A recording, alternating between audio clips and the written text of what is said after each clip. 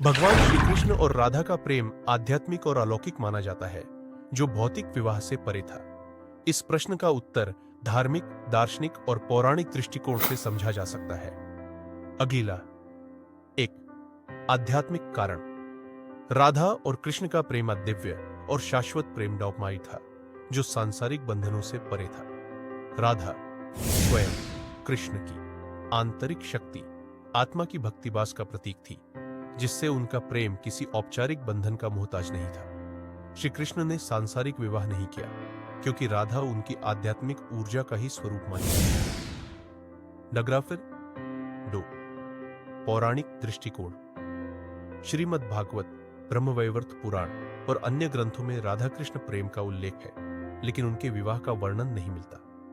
कुछ मान्यताओं के अनुसार वह राधा पहले से ही विवाहिता थी, इसलिए कृष्ण से उनका विवाह नहीं हो सका। कुछ कथाओं में कहा गया है कि नभ और राधा और कृष्ण ने मानसिक आध्यात्मिक रूप से विवाह किया, जो लौकिक विवाह से अधिक महत्वपूर्ण है। अराडाडाहन्ना तिष्ठुति। धार्मिक दृष्टिकोण।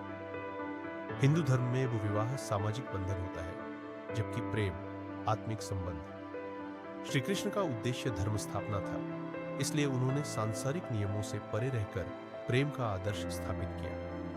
राधा कृष्ण का प्रेम भक्ति मार्ग का प्रतीक माना जाता है, जहां श्री राधा भक्ति प्रेम की चरम अवस्था का स्वरूप है और कृष्ण परमात्मा। अर्काटर 4 लौकिक दृष्टिकोण। कुछ विद्वानों का मत है कि कृष्ण का विवाह राधा से न होने का एक कारण यह भी हो सकता है कि राधा का उल्लेख कई ग्रंथों में बाद में जोड़ा गया, जिससे विवाह की चर्चा नहीं है। कुछ कथाओं के अनुसार भगवान विष्णु के अवतार के रूप में श्री कृष्ण का विवाह उनकी लीला का एक भाग था और उनका सांसारिक विवाह जरूरी नहीं था। श्री कृष्ण और राधा का प्रेम आध्यात्मिक प्रेम का प्रतीकवान है, जिसे सांसारिक विवाह की जरूरत नहीं थी। यह प्रेम भक्ति और समर्पण इंडियास की पराकाष्ठा को दर्शाता है, जो लौकिक विवाह से कहीं ऊपर माना जाता है।